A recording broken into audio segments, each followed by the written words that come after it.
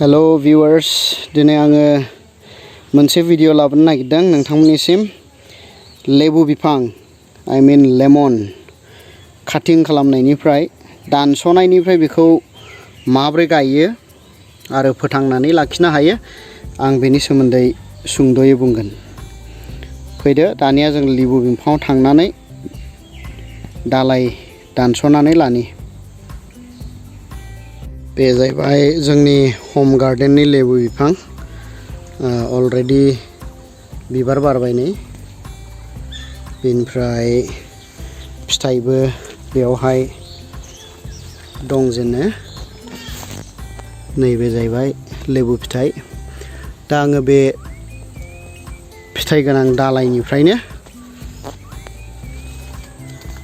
बे दालायाव फिथाइ दं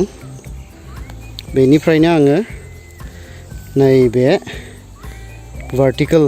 दावखोलांनाय दालायखौ आङो दानखानानै लागोन। मानो होनबा बेयाव बेबायदि दालायाव बारा फिथाइ थाया बेनिखायनो आङो बेखौ बेयाव दानस'गोन। बेयाव दानस'योबा बिथिं फिथाइ थायनाय फिथाइनि थाखाय बियो गाहाम निउट्रिसनखौ बियो बोनानै लानो हागोन। मानो होनबा नैबे दालाया लागारगासिनो दङ बेखायनो बेखौ दानस'नोसै। आंनि आखायाव काटार दङ नैबे दिस इज द काटार। बेखौहाय बेबायदि खेबस'ना लाबाय आङो। बेखौ लानानै जोङो नायनोसै बानायनोसै। दालायखौ लानाय जाबाय, दालायखौ हास'नानै लाबोबाय। दायो बेयाव थानाय बिलाइफोरखौ खेबस'नानै गारनोसै।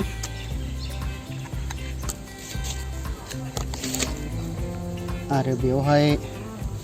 गिदिर गिदिर सु दङ नै बे सुखौबो खेबस'नानै लानो।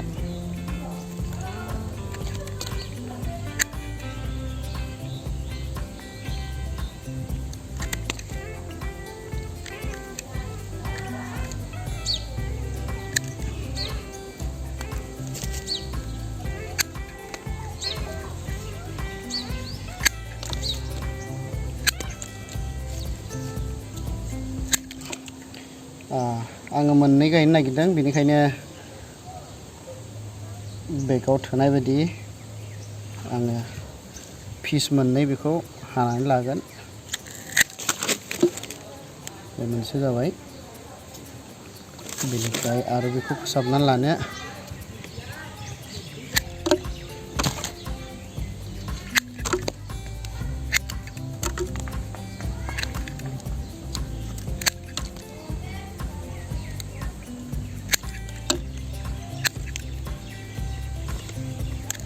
दालायफोरखौ गारनोसै।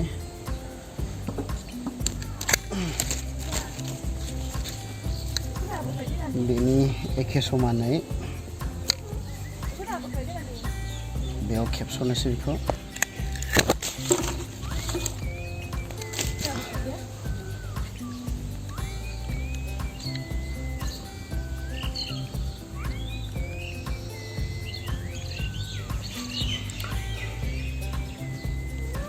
बिलाइ रोदोमनाय जायगा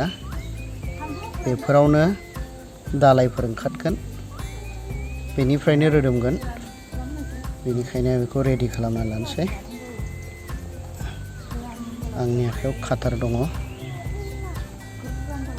नै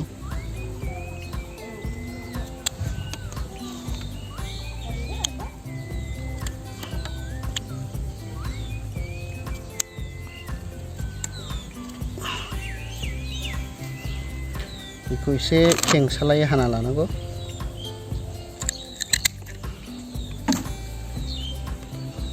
आरो रोदा सुहोनो थाखाय बिगुरखौ एसे एसे हाना लानांगौ। हाख्लाबद्रायनो नाङा एसेल'। दिस इज अके जाबाय बियो रेडि। दोनथ'नोसै। दानिया नैबे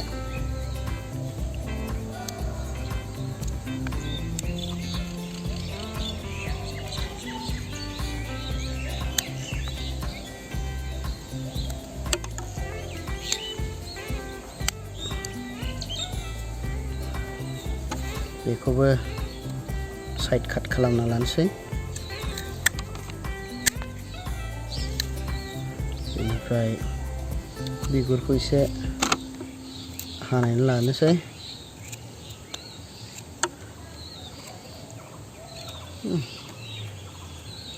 जाबाय जथेस्थ'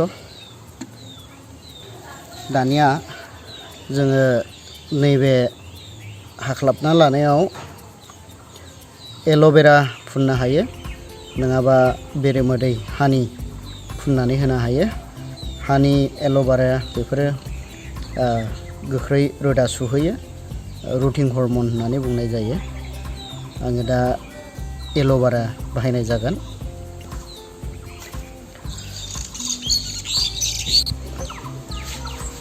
बे एल'भेरा आङो बेखौ लाबोनाय जाबाय दायो बेखौ ससे हानानै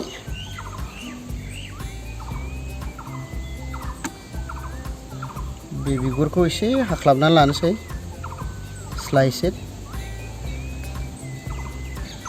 बेनिफ्राय दानिया बेखौ लानानै बेखौ मोजाङै फुननानै लानोसै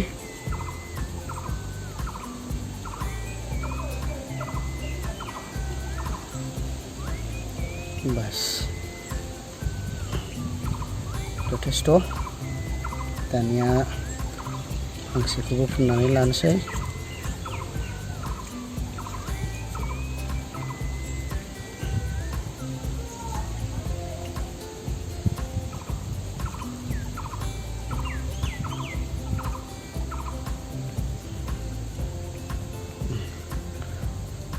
थोबाय दानिया जिखुनु बेबायदि गन लानानै जेरावहाय बेखौ गायनाय जागोन आङो प्लास्टिकआव हा सोनानै लाबाय गोबोर हासार आरो हा एसे बेखौ बेसेबां गोथौ थुगोन बेनि मोनसे जखा लानानै गुदुंखौ बानायना लानांगौ नङाबा बेखौ डाइरेक्ट थुहरोबा बे एल'भेरा फुननाया बे हायाव सिथाबनानै थालांजोबगोन बेखायनो गुदुंखौ बानायना लानांगौ आङो दा गुदुंखौ बानायना लाबाय आरो बेखौ सोनानै दोनबाय बेनिफ्राय टाइट खालामनानै लादो हाखौ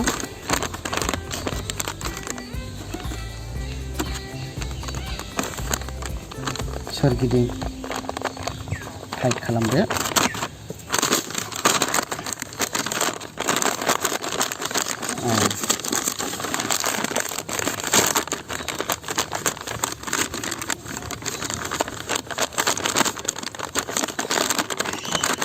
रेडि जाबाय बियो फांसे दानिया फांसे दंबावो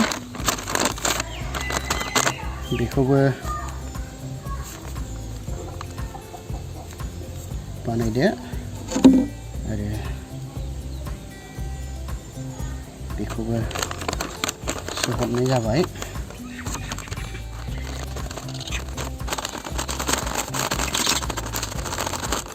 रेडि जाबाय दानिया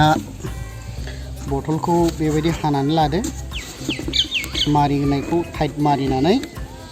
बेथिं उनथिंजाय हास'नानै लानांगौ ओमफ्राय दायो बेखौहाय मानो इउज खालामनाय जायो होनबा दा बेवहाय बाहेरानि बार नांबाय थायोबा बे बिफाङा रानलांगोन बेनिखायनो बेखौ गोख्रों थाजा लाखिनो थाखाय बेखौहाय बिदि जोबथेनानै दोननो गोनां जायो दायो नारसोदो जाहाथे बाहेरानि बारा बेयाव हाबनो मोनै बायदि आरो बेखौ खुलिनानै नायनो नाङा जेब्लासिम बिलाइ ओंखारा बे समसिम बेखौ खुलिनानै नायनो नाङा आरो बेखौ सान्दुङावबो दोननो नाङा बेखौहाय सायख्लुमाव दोननानै नांगौ बायदि समाव हाया जुदि बेगनि हाया जुदि रानोबा बेखौहाय जोङो दै होनो नांगौ बे जाबाय मोनसेखौबो आं खालामनोसै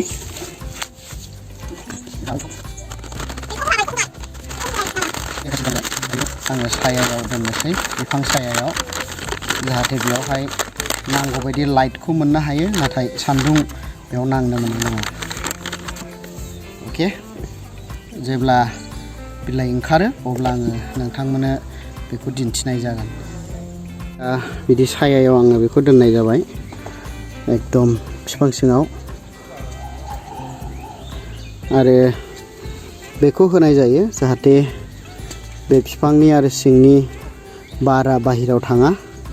आरो बाहेरानि बारा सिङाव हाबनो मोना बेनि थाखाय मयस्चारा सिङाव थानांगौखाय नङाब्ला बिफाङा रानलांगोन बेनिखायनो बेखौ खालामनो दरखारि माखासे बिफाङाव नांलाया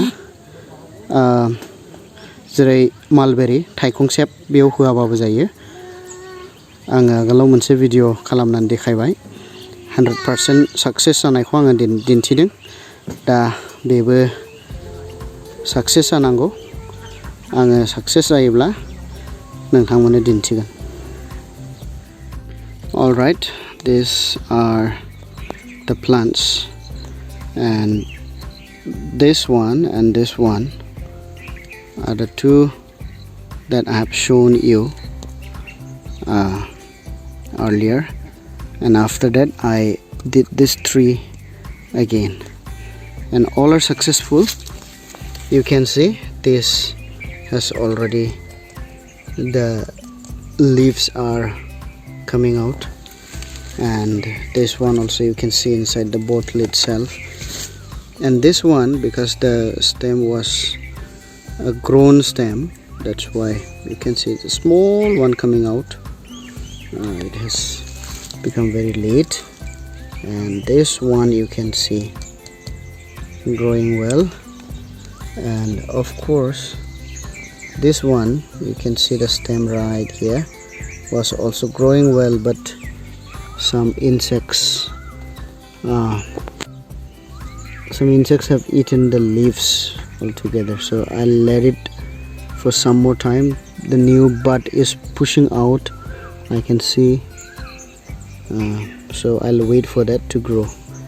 and it's a success 100% success all the stems are pushing out and today I'll open this one to let you see wow this is how it has grown all right so I think what I'll do I'll just keep it again for some time under the bottle but I'll open the lid so that